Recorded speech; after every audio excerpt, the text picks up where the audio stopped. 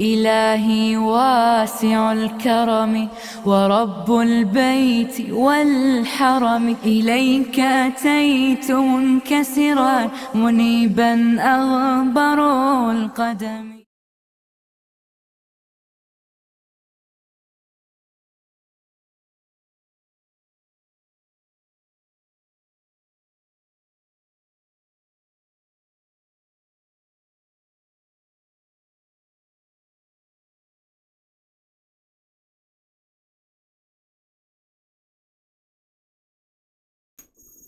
حاضرین جمعہ، آج ہمارا موضوع ہے نوجوان امیدوں کا مرکز۔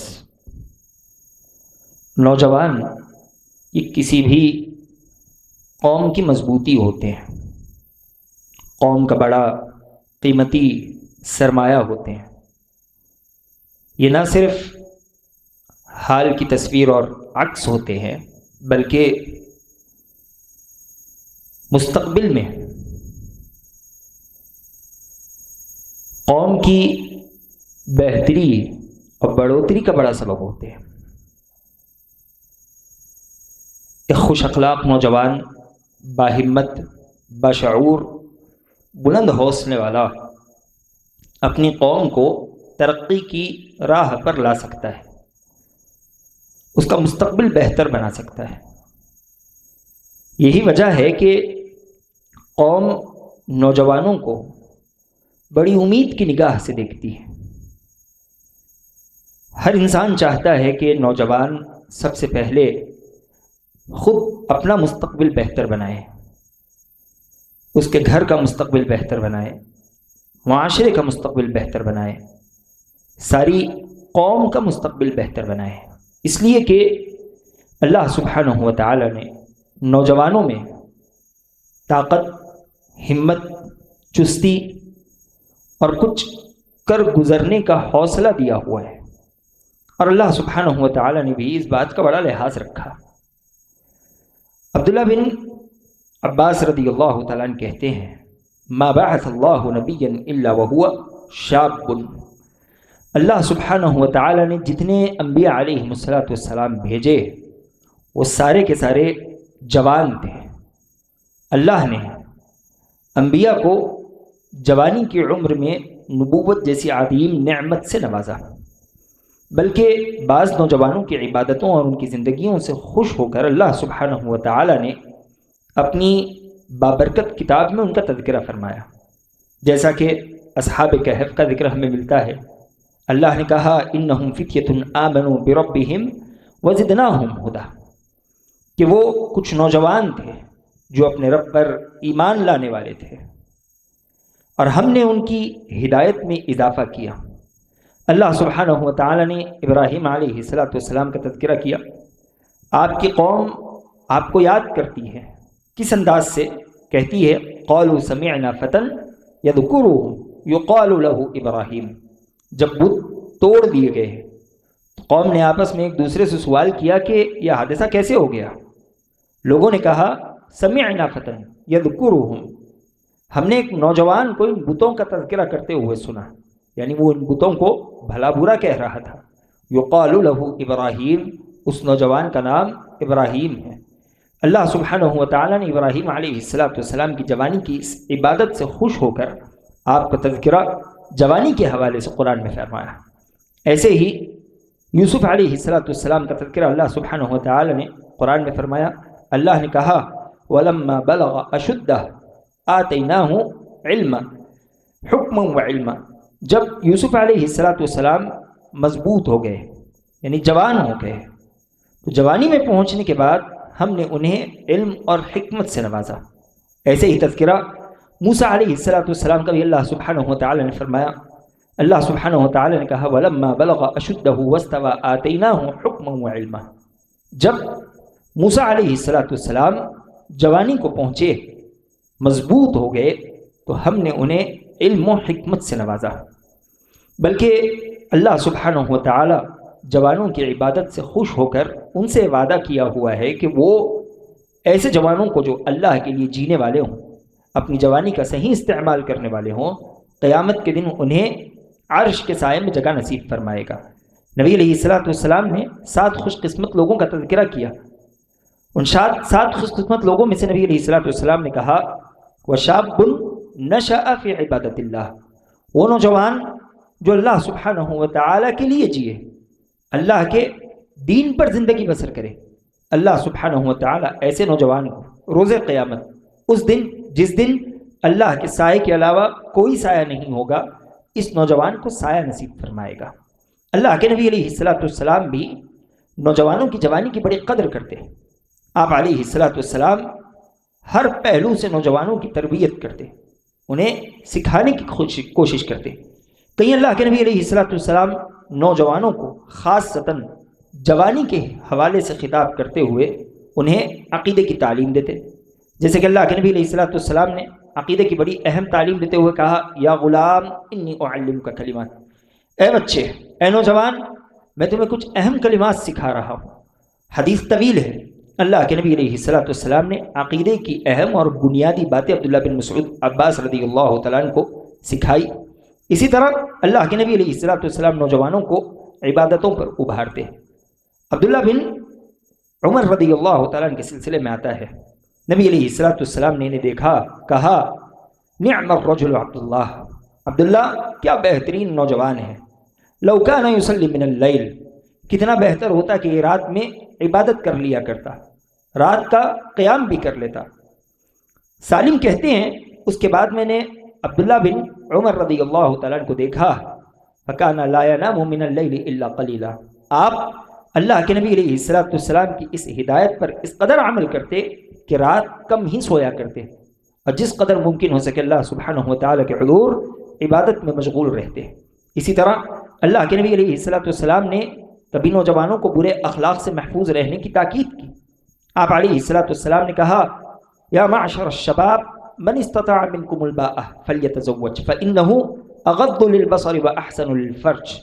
نبی علیہ الصلوۃ والسلام نے کہا کہ اے نوجوانوں کی جماعت، تم میں سے جس کسی کے پاس استطاعت ہو، جسمانی طور پر، مالی طور پر، یعنی اتنا مال تمہارے پاس موجود ہو کہ تم اپنا پیٹ بھر سکتے ہو، اپنی بیوی کا پیٹ بھر سکتے ہو، تو اسے نکاح کر لینا چاہیے۔ نبی علیہ الصلوۃ والسلام نے اس کی وجہ بتائی۔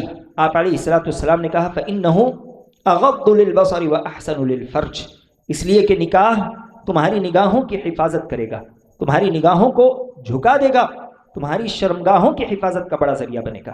نبی علیہ الصلوۃ والسلام نے نوجوانوں کو برے اخلاق سے بچانے کی خاطر آپ علیہ الصلوۃ والسلام نے انہیں نکاح کا حکم دیا۔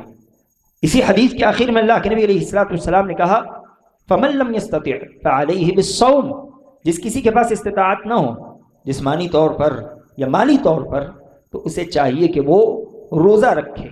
کیوں؟ فإنہ لہ وجاء، اس لیے کہ روزہ اس کے لیے ڈھال بن جائے گا، اسے فحش چیزوں سے، بدکاریوں سے، حرام کاریوں سے محفوظ رکھے گا۔ اللہ کے نبی علیہ الصلوۃ والسلام اس بات کی فکر کیا کرتے تھے کہ آپ کی امت کا نوجوان بے حیائی سے، بے شرمیوں سے، بدکاریوں سے بچا رہے۔ اللہ کے نبی علیہ الصلوۃ والسلام اسی طرح صحابہ کرام رضوان اللہ تعالی علیہم اجمعین میں جو نوجوان تھے، انہیں اچھی عادتوں کی تربیت اور انہیں اچھی باتوں کی، اچھی عادتوں کی تاکید کیا کرتے تھے۔ اس سلسلے میں روایت پہنچتی ہے، عمرو بن ابی سلمہ رضی اللہ تعالیٰ عنہ کہتے ہیں کہ میں اللہ کے نبی علیہ الصلوۃ والسلام کی پرورش میں تھا۔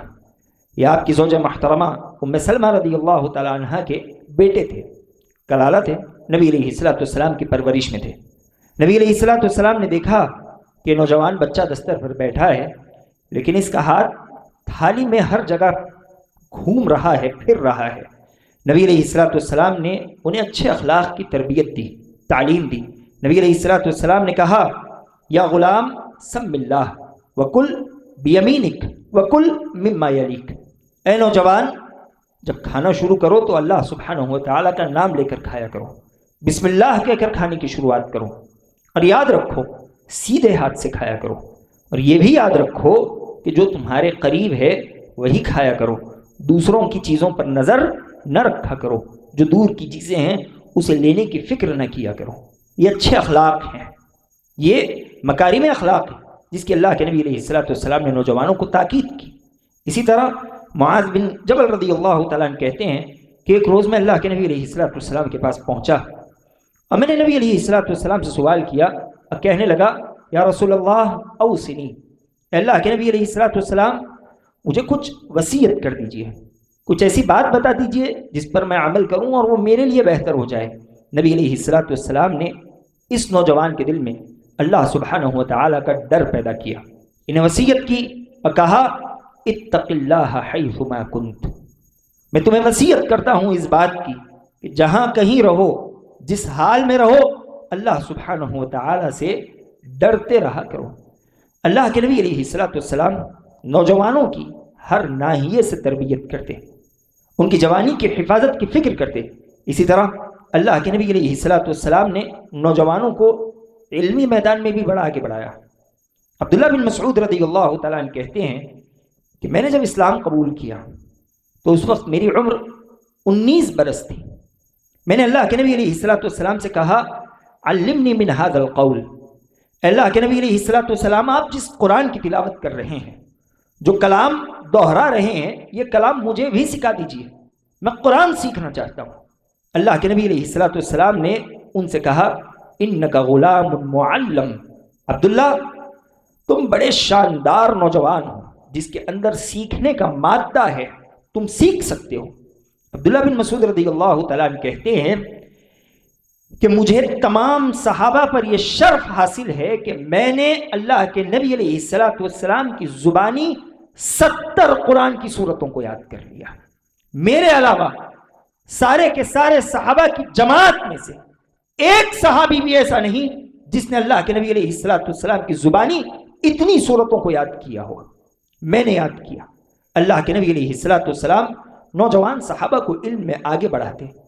آپ علیہ السلام نے عبداللہ بن عباس رضی اللہ تعالیٰ عنہ کو دیکھا کہ رات نبی علیہ السلام کے گھر رکے ہوئے ہیں، غرض کیا ہے کہ اللہ کے نبی علیہ السلام کی رات کی عبادتیں دیکھ سکیں، علم حاصل کر سکیں کہ رات کیسے گزاری جاتی ہے، نبی علیہ السلام رات کیسے گزارتے ہیں۔ جب اللہ کے نبی علیہ السلام تہجد کے لیے اٹھتے ہیں، عبداللہ بن مسعود رضی اللہ تعالیٰ عنہ لوٹے میں پانی بھر کر اللہ کے نبی علیہ السلام کے لیے پہلے ہی پیش کر دیتے ہیں۔ نبی علیہ السلام نے لوٹے میں پانی دیکھا تو اپنی اہلیہ سے سوال کیا کہ کس نے رکھا؟ کہا کہ بچے نے رکھا۔ نبی علیہ السلام نے عبداللہ بن مسعود رضی اللہ تعالیٰ عنہ کے سینے پر ہاتھ مارا، ایک روایت کے مطابق پیٹھ پر ہاتھ پھیرا اور اللہ سبحانہ و تعالیٰ سے دعا کی کہ اللہم فقہہ فی الدین، اے اللہ اس نوجوان کے دل میں دین کی فقاہت عطا کر دینا، اس نوجوان کو دین کی سمجھ عطا کر دینا۔ آگے چل کر ہم دیکھیں گے کہ اللہ کے نبی علیہ السلام کی اس دعا کا اثر عبداللہ بن عباس رضی اللہ تعالیٰ عنہ پر کیسے ہوا۔ مالک بن حویرث رضی اللہ تعالیٰ عنہ کہتے ہیں ہم اللہ کے نبی علیہ السلام کے پاس پہنچے وَنَحْنُ شَبَبَةٌ مُتَقَارِبُونَ، اور جب ہم نبی علیہ السلام کے پاس پہنچے تو ہم نوجوان تھے اور جوانی کی حالت میں ہم نے اللہ کے نبی علیہ السلام سے ملاقات کی۔ 20 روز تک اللہ کے نبی علیہ السلام کے پاس کھڑے رہے، آپ علیہ السلام سے علم حاصل کرتے رہے۔ 20 دن تک جب ہم نے خوب علم حاصل کیا تب نبی علیہ السلام نے کہا کہ جو باتیں تم نے مجھ سے سیکھی ہوئی ہے اپنی قوم کے پاس پہنچو اور انہیں بھی سکھاؤ۔ اس سلسلے میں مالک بن حویرث رضی اللہ تعالیٰ عنہ کہتے ہیں وَكَانَ النَّبِيُّ صلی اللہ علیہ وسلم رحیمًا، ہم نے اللہ کے نبی علیہ السلام کو بڑا رحیم پایا۔ آپ علیہ السلام ہماری بڑی عزت کیا کرتے تھے، ہمارا بڑا احترام کیا کرتے تھے۔ نبی علیہ السلام نے نوجوانوں کا بڑا احترام کیا، ہر پہلو سے، ہر ناحیے سے ان کی تربیت کی کوشش کی، انہیں آپ علیہ السلام نے نکھارا، سوارا۔ نتیجہ کیا ہوا؟ نبی علیہ السلام کی اس یونیورسٹی سے فارغ ہونے والے جو نوجوان صحابہ کرام رضوان اللہ تعالی علیہم اجمعین تھے، انہوں نے ایک نئی تاریخ رچی۔ قیامت تک ایسی پھر کوئی قوم پیدا نہیں ہو سکتی جس نے اس قدر بڑا انقلاب برپا کیا ہو۔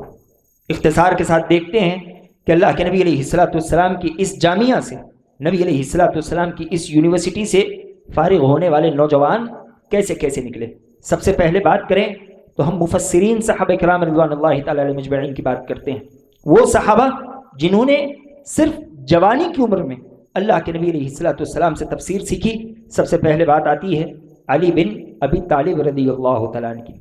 یہ مسلمان ہوتے ہیں ان کی عمر ہوتی ہے 8 برس۔ علی بن ابی طالب رضی اللہ تعالیٰ عنہ کا تفسیر میں یہ معاملہ تھا، یہ گرفت تھی کہ آپ کہا کرتے تھے سلونی سلونی سلونی عن کتاب اللہ فواللہ ما من آیت الا وانا اعلم انزلت بلیل ام نہار۔ علی بن ابی طالب رضی اللہ تعالیٰ عنہ لوگوں سے کہا کرتے تھے کہ مجھ سے سوال کرو، مجھ سے سوال کرو، کتاب اللہ کا جو سوال مجھ سے کرنا چاہتے ہو کرو۔ کہتے ہیں اللہ کی قسم ہے ساری قرآن میں ایک آیت ایسی نہیں جس کے بارے میں مجھے معلوم نہ ہو کہ وہ دن میں نازل ہوئی ہے یا رات میں نازل ہوئی ہے۔ میں ہر آیت کے متعلق اللہ کے نبی علیہ السلام سے علم سیکھا ہوا ہوں۔ اسی طرح عبداللہ بن مسعود رضی اللہ تعالیٰ عنہ جنہوں نے اللہ کے نبی علیہ السلام سے 70 قرآن کی سورتوں کو زبانی سیکھا ہوا تھا، عبداللہ بن مسعود رضی اللہ تعالیٰ عنہ کہتے ہیں کہ یہ میرے لیے شرف ہے کہ میں نے اللہ کے نبی علیہ السلام سے 70 سورتیں سیکھی، اور آپ کا علم کا مقام یہ تھا، آپ کہتے ہیں واللہ الذی لا الہ غیرہ ما انزلت سورۃ من کتاب اللہ الا وانا اعلم این نزلت ولا انزلت آیۃ من کتاب اللہ الا وانا اعلم فی من نزلت۔ عبداللہ بن مسعود رضی اللہ تعالیٰ عنہ کہتے ہیں کہ اللہ کی قسم ہے قرآن مجید میں ایک سورت بھی ایسی نہیں جس کے بارے میں میں یہ نہ جانتا ہوں کہ وہ کہاں نازل ہوئی ہے، ایک آیت بھی ایسی نہیں جس کے بارے میں میں یہ نہ جانتا ہوں کہ وہ کس کے سلسلے میں نازل ہوئی ہے۔ یہ عبداللہ بن مسعود رضی اللہ تعالیٰ عنہ یہ پہلے کیا کیا کرتے تھے؟ یہ بکریاں چرایا کرتے تھے، لیکن انہوں نے اللہ کے نبی علیہ السلام سے علم سیکھا۔ آج عبداللہ بن مسعود رضی اللہ تعالیٰ عنہ کی تفسیر کے بغیر ہمیں قرآن کی تفسیر نامکمل نظر آتی ہے۔ عبداللہ بن مسعود رضی اللہ تعالیٰ عنہ نے علم سیکھا، ساری امت آپ کے علم سے استفادہ کر رہی ہے۔ اسی طرح اللہ کے نبی علیہ السلام نے کہا تھا من احب ان یقرأ القرآن غضا کما انزل فلیقرأه على قراءة ابن مکتوم۔ نبی علیہ السلام نے کہا تھا کہ تم میں سے کوئی انسان قرآن کی ویسی تلاوت کرنا چاہتا ہو جیسے قرآن تازی نازل ہوئی ہے تو اسے چاہیے کہ وہ عبداللہ ابن مکتوم سے قرآن سیکھے۔ عبداللہ ابن مکتوم رضی اللہ تعالیٰ عنہ نابینا تھے، لیکن یہ نوجوان صحابی تھے، انہوں نے اللہ کے نبی علیہ السلام سے قرآن سیکھا، اتنی محنت کی کہ آپ قرآن کو ویسے ہی پڑھنے لگے جیسے قرآن تازہ آسمان سے نازل ہوتا ہے تو اس کی تلاوت کی جاتی ہے۔ اللہ کے نبی علیہ السلام نے عبداللہ بن عباس رضی اللہ تعالیٰ عنہ کے لیے علم کی دعا کی تھی، کہا تھا اللہم فقہہ فی الدین، اے اللہ اسے دین کی فقاہت نصیب کر دے۔ نبی علیہ السلام کی اس دعا کا اثر یہ ہوا کہ اللہ کے نبی علیہ السلام کی وفات کے وقت ان کی عمر صرف 13 برس تھی، لیکن اس وقت عبداللہ بن مسعود رضی اللہ تعالیٰ عنہ جو کہ جلیل القدر صحابی ہیں، وہ ان کے بارے میں کہتے ہیں نعم ترجمان القرآن، یہ قرآن کا کیا بہترین مفسر ہے، کیا شاندار تفسیر کرتا ہے۔ عمر کیا ہے؟ 13 برس، ابھی 15 یا 16 برس کے ہوئے ہیں۔ عمر بن خطاب رضی اللہ تعالیٰ عنہ کی مجلس مشاورت میں شریک ہے، بڑے صحابہ شکایت کرتے ہیں کہ ہمارے بھی نوجوان بچے ہیں، آپ ان سے مشورہ نہیں لیتے، عبداللہ بن عباس سے مشورہ کیوں لیتے ہو؟ عمر بن خطاب رضی اللہ تعالیٰ عنہ نے ساروں کا امتحان لیا، بڑے صحابہ کرام رضوان اللہ تعالیٰ علیہ مجمعین نے سورہ عصر کی تفسیر میں غلطی کی، لیکن جب سوال عبداللہ بن عباس رضی اللہ تعالیٰ عنہ سے ہوا، عبداللہ بن عباس رضی اللہ تعالیٰ عنہ نے اس کی صحیح تفسیر بیان کر دی۔ عمر رضی اللہ تعالیٰ عنہ نے کہا کہ اس سورت کے بارے میں جتنا یہ لڑکا جانتا ہے اتنا ہی عمر بن خطاب بھی جانتا ہے، اس لڑکے کو اتنا علم ہے جتنا عمر بن خطاب کو علم ہے۔ اللہ کے نبی علیہ السلام نے تعلیمی میدان میں عبداللہ بن عباس رضی اللہ تعالیٰ عنہ کی تربیت کی، اور دیکھیں کہ ان کی فراغت کیسی ہے۔ ایک مرتبہ میں ان کی مجلس سے فقیہ بھی نکلتے ہیں، ان کی مجلس سے حدیث لینے والے بھی نکلتے ہیں، تفسیر لینے والے بھی نکلتے ہیں، لغہ سیکھنے والے بھی نکلتے ہیں۔ یہ اللہ کے نبی علیہ السلام کے جامعہ سے نکلنے والے، یہ نبی علیہ السلام کی تربیت سے آراستہ و پیراستہ ہونے والے نوجوان صحابی ہیں۔ اسی طرح اللہ کے نبی علیہ السلام نے زید بن ثابت رضی اللہ تعالیٰ عنہ کے سلسلے میں کہا اذا نزل علیہ الوحی بعث الی فکتبتہ۔ زید بن ثابت جب مسلمان ہوتے ہیں ان کی عمر 11 سال ہوتی ہے، لیکن انہوں نے محنت کی، علم سیکھا۔ کہتے ہیں کہ جب آسمان سے کوئی وحی نازل ہوتی تھی تو اللہ کے نبی علیہ السلام کسی صحابی کے ساتھ وہ وحی مجھ تک پہنچاتے میں اس وحی کو لکھ لیا کرتا تھا۔ آسمان سے جبریل علیہ السلام اللہ کا کلام لے کر نازل ہو رہے ہیں، اور نبی علیہ السلام اس کلام کو محفوظ کرنے کے لیے زید بن ثابت رضی اللہ تعالیٰ عنہ کا سہارا لے رہے ہیں۔ اسی طرح اللہ کے نبی علیہ السلام کی اس یونیورسٹی سے نکلنے والے صحابہ میں ایک جماعت محدثین صحابہ کرام رضوان اللہ تعالیٰ علیہ اجمعین کی بھی تھی۔ جب بات محدثین صحابہ کی آئے تو سر فہرست نام ابو ہریرہ رضی اللہ تعالیٰ عنہ کا آتا ہے۔ ابو ہریرہ رضی اللہ تعالیٰ عنہ نے اسلام قبول کیا تو اس وقت ان کی عمر صرف 27 برس تھی۔ 7ویں ہجری میں انہوں نے اسلام قبول کیا۔ نبی علیہ السلام کے ساتھ بس 3 سال رہنے کا موقع ملا، لیکن اس قدر آپ نے اللہ کے نبی علیہ السلام کے ساتھ خود کو جوڑا، اس قدر نبی علیہ السلام سے علم حاصل کرنے کی کوشش کی کہ آج سارے کے سارے صحابہ میں سر فہرست نام سب سے زیادہ حدیثوں کی روایت میں کسی کا آتا ہے تو وہ ابو ہریرہ رضی اللہ تعالیٰ عنہ کا آتا ہے۔ 5700 چلر روایتیں آپ نے اللہ کے نبی علیہ السلام سے نقل کی۔ 5700 سے زائد روایتیں۔ آپ کے بعد نام آتا ہے عبداللہ بن عمر رضی اللہ تعالیٰ عنہ کا۔ آپ بھی نوجوان تھے۔ عبداللہ بن عمر رضی اللہ تعالیٰ نے اللہ کے نبی علیہ السلام سے 2630 روایتیں نقل کی۔ اسی طرح انس بن مالک رضی اللہ تعالیٰ یہ بھی نوجوان تھے، 2286 روایتیں۔ اما عائشہ رضی اللہ تعالیٰ عنہ 9 برس کی عمر میں اللہ کے نبی علیہ السلام کے گھر پہنچتی ہیں، 18 برس کی عمر میں بیوہ بھی ہو جاتی ہیں، ودوا ہو جاتی ہیں۔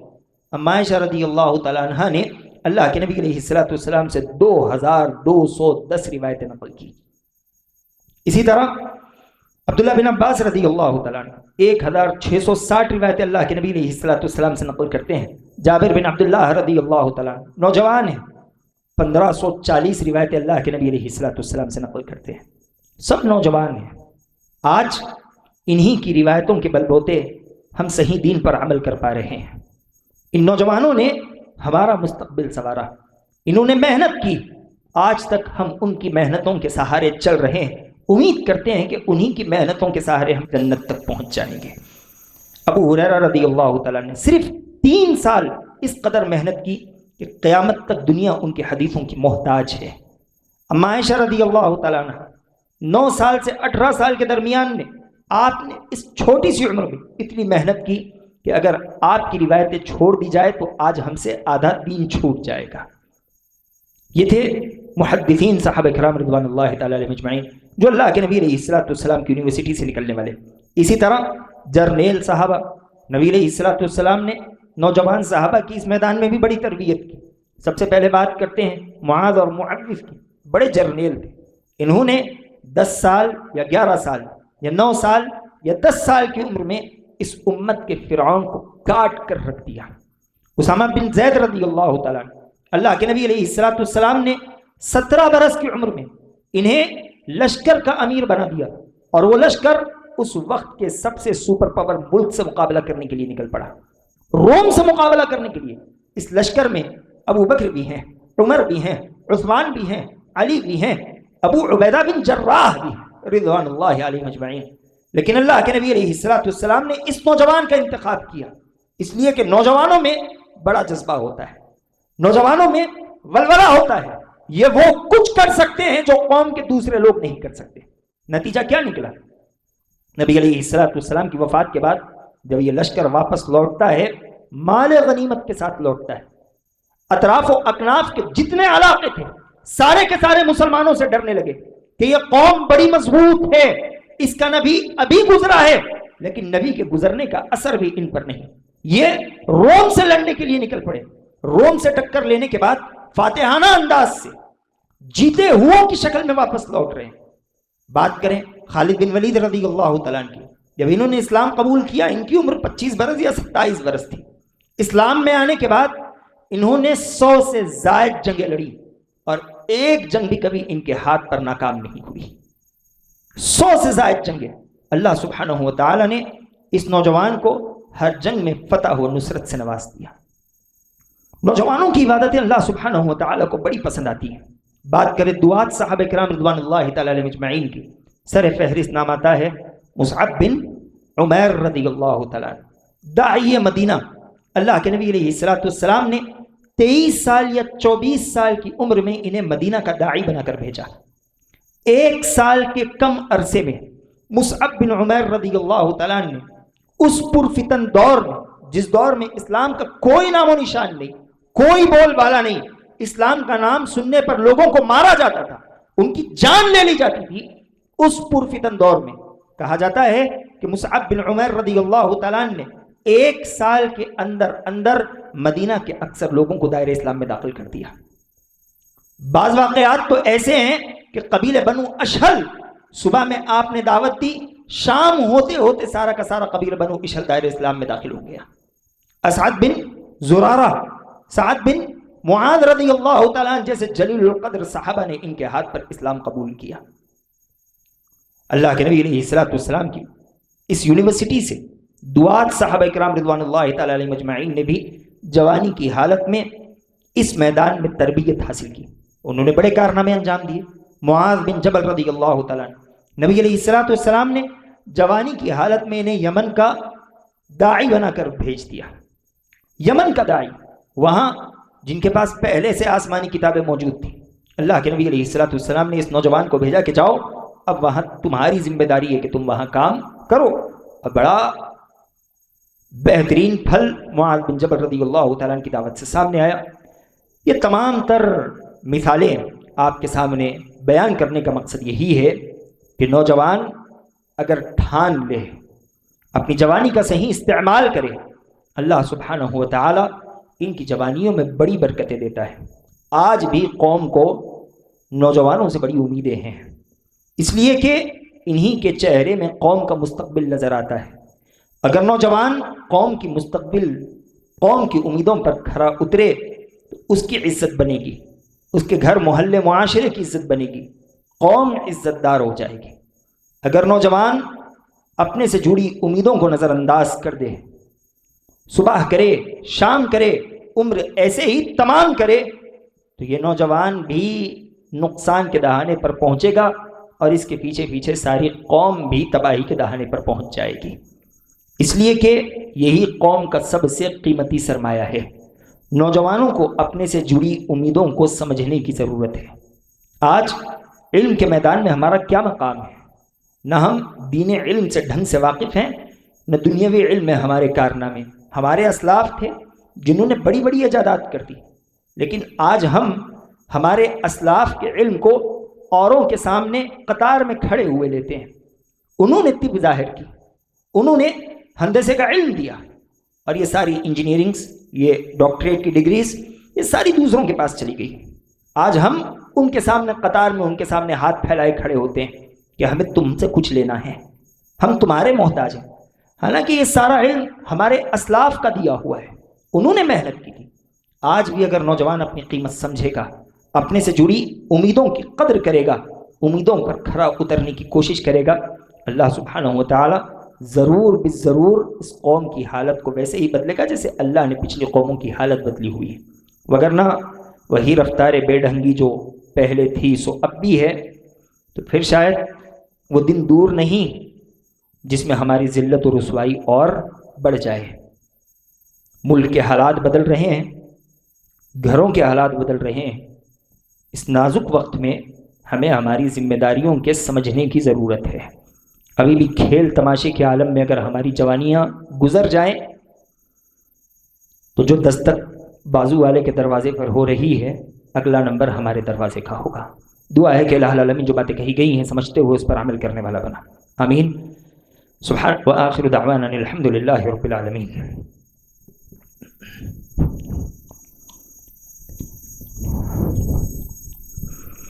ان الحمد لله نحمده ونستعينه ونستغفره ونعوذ بالله من شرور انفسنا ومن سيئات اعمالنا، من يهده الله فلا مضل له ومن يضلل فلا هادي له، واشهد ان لا اله الا الله وحده لا شريك له، واشهد ان محمدا عبده ورسوله۔ يا ايها الذين امنوا اتقوا الله حق تقاته ولا تموتن الا وانتم مسلمون۔ يا ايها الناس اتقوا ربكم الذي خلقكم من نفس واحده وخلق منها زوجها وبث منهما رجالا كثيرا ونساء، واتقوا الله الذي تساءلون به والأرحام إن الله كان عليكم رقيبا۔ یا ایھا الذین آمنوا اتقوا اللہ وقولوا قولا سدیدا یصلح لکم اعمالکم ویغفر لکم ذنوبکم ومن یطع اللہ ورسولہ فقد فاز فوزا عظیما۔ محترم سامعین، اختصار کے ساتھ یہ آپ کے سامنے بیان کرنا ضروری ہے کہ آج قوم کو نوجوانوں سے کیسی امیدیں لگی ہوئی ہیں، نوجوانوں سے کیا کیا امیدیں وابستہ ہیں۔ سب سے پہلے قوم چاہتی ہے کہ نوجوان دین اسلام کی ذمہ داری کو سمجھے، اسے اپنے کاندھوں پر لے اور اس دین کو ویسے ہی آگے بڑھانے کی کوشش کرے جیسے ہمارے آبا و اجداد نے آگے بڑھایا، جس کے نتیجے میں آج ہم دین اسلام کے سائے میں زندگی بسر کر رہے ہیں۔ اگر ہم اس ذمہ داری کو نہ سمجھیں تو وہ وقت دور نہیں کہ ہماری آنے والی نسلیں دوسروں کے گودوں میں اپنی آنکھ کھولے گی، دوسروں کے سائے تلے اپنے دن رات بسر کیا کرے گی۔